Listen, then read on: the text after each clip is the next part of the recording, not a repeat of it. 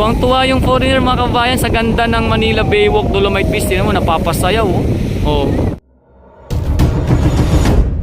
So yun po mga kabayan ko, ito nga pala yung ating update sa Manila Baywalk Dolomite Beach sa hapon na ito, at kung saan ating po nasilayan ang isang sunset view na naman dito sa Manila Baywalk Dolomite Beach na inaabangan ng ating mga kababayan. At syempre ayan po yung mga ating kabayan na dito sa loob ng mamasyal at nagpapalamig po sa may dalampasigan.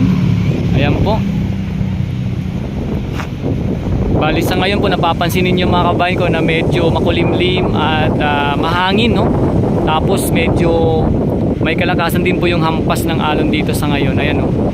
So makikita naman po natin pag ganyan po yung makulimlim, talagang meron pong nagbabadya na parang masama yung panahon. Pero hopefully sana wag na, no? Kasi mga nitong nakaraang araw, nakaraang linggo ay panay po yung ulan mga kababayan, no? At nakita rin po natin doon sa una nating update ay meron pong mga basura na mga inano dito sa Manila Baywalk Dolomite Beach mga kababayan. Hanggang dulo po, no? Hindi lang po doon, hindi lang po dito, kundi hanggang dulo po yung may mga inanod na tayo ba sila nakikita dito mga kababayan. So sa ngayon, ayan po, no? Talagang enjoy pa rin po yung ating mga kababayan sa kanilang pagpasyal at pagpunta rito sa Manila Baywalk Dolomite Beach. At tuwang-tuwa si sir kasi kanina kala ko nga wala nang masisilayan ng sunset view kasi sabi ko makulimlim, pero buti naman napakita po yung ating haring araw bago po siya matulog. Ayun. At syempre ayan po ang ating mga kabayan na nandito lang sa may seawall nakaupo. At sa ganap po na 6:21 sa aking relo, tama ba ito? Dati kasi mga 6 ay yung guard po tumipito na po yan, dala-dala yung kanyang megaphone, nagsasabi na close na nga po, no? Kasi ang closing po dito ay 6 AM at to 6 PM mga kabayan.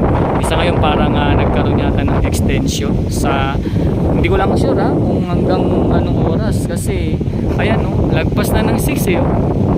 Pero marami pa rin pong tao sa loob ng bahay na nandito at wala pa pong pito or megaphone tayo naririnig na nagtatawag po yung ating security guard. Pero ayan, nakakatuwa kasi talagang nasilayan po natin yung sunset view sa Manila Baywalk Dolomite Beach. Ayan, no? Talaga ng mga isa po yan talaga sa pinupuntahan ng halos karamihan natin. Maliban po kasi sa Dolomite Beach at umupo sa dalampasigan, magpapresko, lumangap na sariwang simoy ng hangin, inaabangan po talaga yan yung sunset view mga kabayan. Ayan, no, tingnan nyo nung may sunset view na, ang dami nang doon. Siyempre selfie, picture, sa background mo, sunset view. Talagang yan po yung matutunghayan dito sa Manila Baywalk Dolomite Beach. So ayan na po, kahit wala pa pong pito or nagme-megaphone nating guard, unti-unti na po naglalabasan yung ating mga kababayan. At tayo po uwi na rin mga kababayan ko dahil medyo madilim na, no, mga kababayan ko sa may loob mismo ng Dolomite Beach. Pansinin po nila sa likuran natin. Kaya hindi rin po dito pag umabot ng 7 kasi madilim na rin po sa loob mga kababayan. Ayan, no?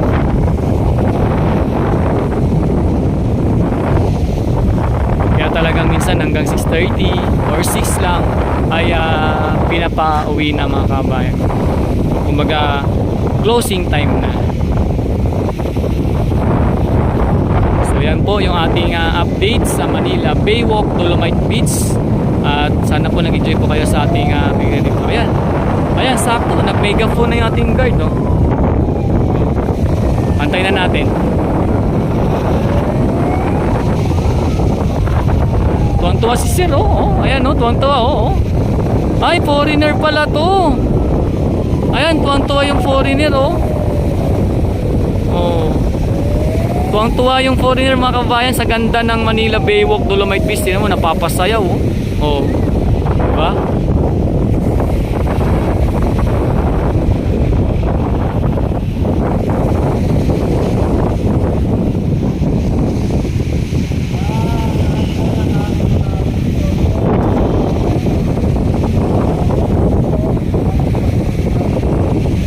Ay, nagtawag na yung ating guide.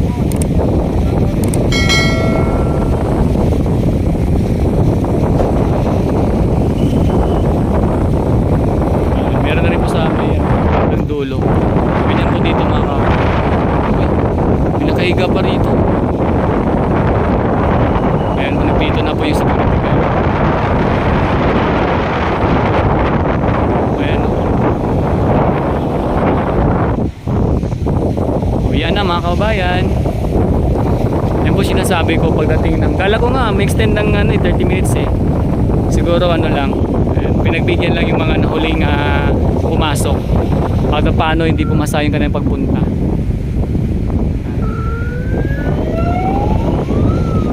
Ay, tuwan-tuwa talaga yung foreigner kanina eh, no? Ayan, oh, ayan, oh. Oh. Oh. Oh, tingnan nyo, di ba? Oh. Oh, kahit nagtawag na nauwian, no? Tuwang-tuwa, sayaw-sayaw.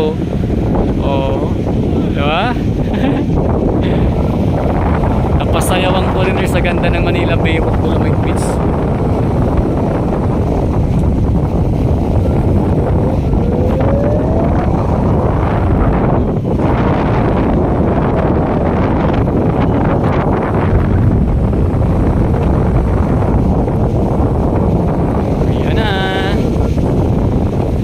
Next time po ulit mga kabayan sa ating update sa Manila Bay Walk Dolomite Beach.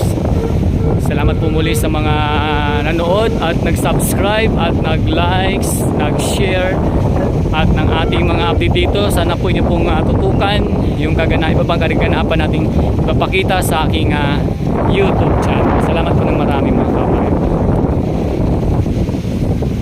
Tayo po uwi na rin at ingat po tayo palagi lahat mga kabayan. Hanggang sa muli, ito nga pala si Daddy D. At salamat po sa inyong panunood. At sana po inyo po i-subscribe ang aking YouTube channel.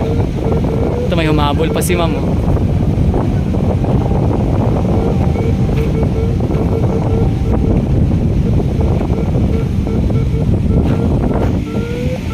Ito may humahabol pa malamang.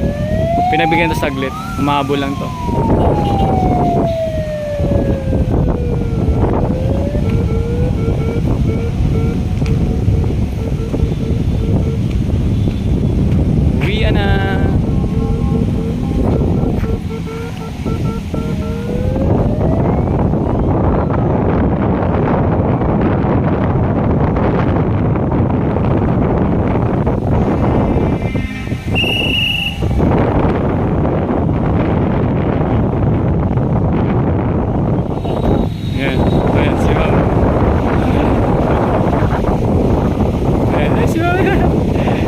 Dali ma'am, sarado na ma'am, dali ma'am.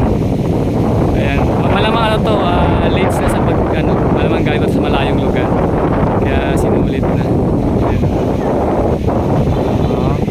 Pinunta ni ma'am pinaka magandang spot sa lahat. Ayan, yung may before and after sa Manila Bay of Dolomite Beach. Siyempre, pag talagang first time naman, kailangan sa dito talagang napupunta dito. Okay na.